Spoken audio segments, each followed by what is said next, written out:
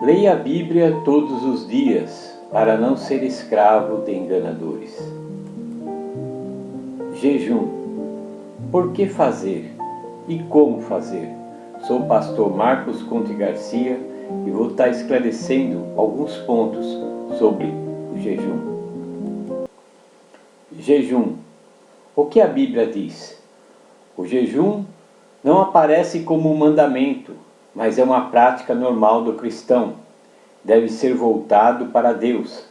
Na Bíblia, tem relatos de pessoas que alcançaram respostas, vitórias, perdão, fortalecimento espiritual, comunhão maior com Deus e muito mais. O jejum não é somente abster-se de alimentos ou outra forma, mas o principal motivo da pessoa fazer o jejum é ela ter uma aproximação maior com Deus, através de oração, concentração e temor na hora de jejuar. Principal motivo para jejuar. O principal motivo é para se aproximar de Deus, se fortalecer espiritualmente, tendo controle das vontades do seu corpo. Não jejue por se sentir obrigado, faça de vontade própria e por amor ao Senhor. No momento do jejum, fique em constante oração. Se fizer quando estiver trabalhando, procure vigiar o que falar, para não perder a comunhão com o Senhor. Lembre-se, jejuar quando estiver trabalhando é uma experiência única, pois você será desafiado o tempo todo a perder a comunhão. O que acrescenta o jejum para você? Faz você se aproximar do Senhor Jesus Cristo. Então chegaram ao pé dele os discípulos de João, dizendo: Por que jejuamos nós e os fariseus muitas vezes, e os teus discípulos não jejuam? E disse-lhes Jesus: Podem, porventura, andar tristes os filhos das bodas, enquanto o esposo estiver com eles? Dias, porém, virão em que lhes será tirado o esposo, e então jejuarão. Mateus, capítulo 9, versículos 14 e 15. O que acrescenta o jejum para você? Você consegue ter controle sobre os seus desejos. Todas as coisas me são lícitas, mas nem todas as coisas convêm. Todas as coisas me são lícitas, mas eu não me deixarei dominar por nenhumas. 1 Coríntios, capítulo 6, versículo 12. O que acrescenta o jejum para você? Para libertar e fazer milagres. Então disse Esther, que tornassem a dizer a Mardoqueu: Vai e ajunta todos os judeus que se acharem em Susã, e jejuai por mim, e não comais nem bebais por 3 dias, nem de dia nem de noite, e eu e as minhas moças também assim jejuaremos, e assim irei ter com o rei, ainda que não é segundo a lei, e, perecendo, pereço. Esther, capítulo 4, versículos 15 e 16. O que acrescenta o jejum para você? Quando você precisar de uma resposta. E, servindo eles ao Senhor e jejuando, disse o Espírito Santo: Apartai-me a Barnabé e a Saulo para a obra a que os tenho chamado. Então, jejuando e orando e pondo sobre eles as mãos, os despediram. Atos, capítulo 13, versículos 2 e 3. O que acrescenta o jejum para você? Quando você está arrependido ou triste.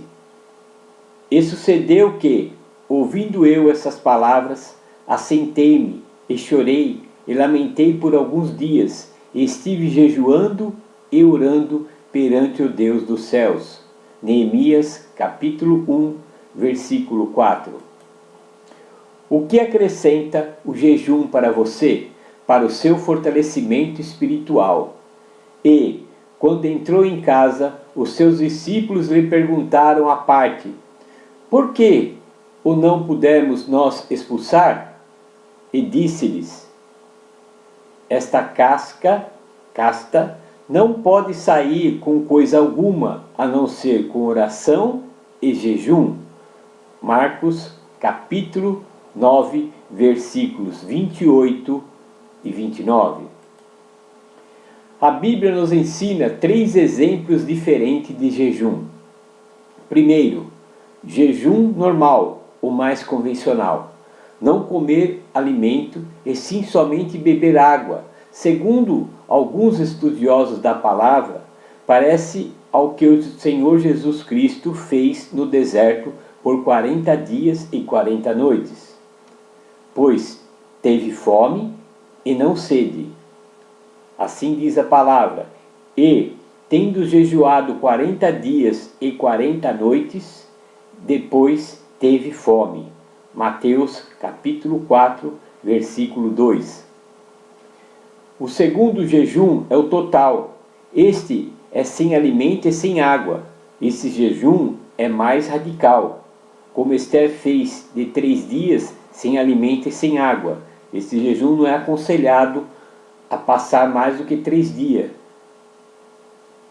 Então disse Esther que tornasse a dizer a Mardoqueu: vai e ajunta todos os judeus que se acharem em Suzã, e jejuai por mim, e não comais, nem bebais por 3 dias, nem de dia, nem de noite.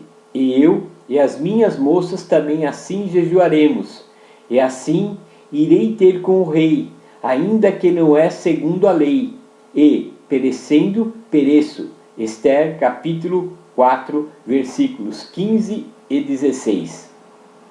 O terceiro jejum é o jejum parcial, o mais recomendado. Esse tipo de jejum abstém de alimentos e bebidas mais desejáveis. Temos como base o jejum de Daniel. Naqueles dias, eu, Daniel, estive triste por 3 semanas completas. Manjar desejável não comi, nem carne, nem vinho entraram na minha boca, nem me ungi com unguento, até que se cumprisse as 3 semanas. Daniel, capítulo 10, versículos 2 e 3. Se organize antes de começar o jejum. Primeiro, ore. Peça para o Senhor te dar orientação de como proceder nesse tempo. Segundo, tempo de duração. Determine um tempo de duração. Vai ser de 8 horas, 12 horas, uma semana, um mês? Determine o tempo.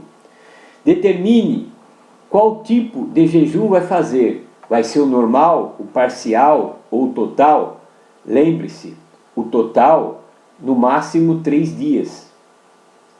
Quarto, organize seu horário.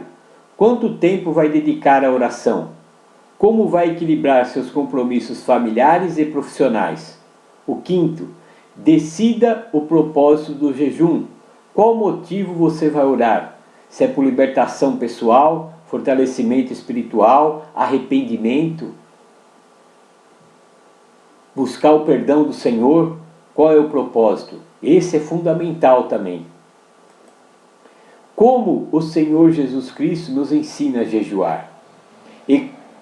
E quando jejuardes, não vos mostreis contristados como os hipócritas, porque desfiguram o rosto, para que aos homens pareça que jejuam.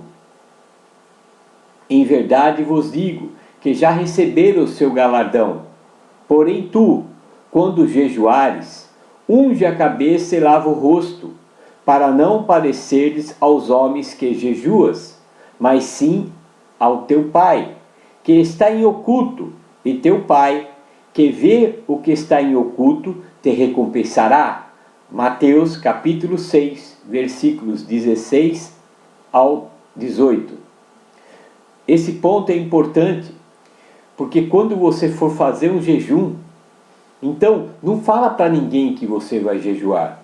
A não ser que você é casado, você fala para o seu cônjuge, avisa ele.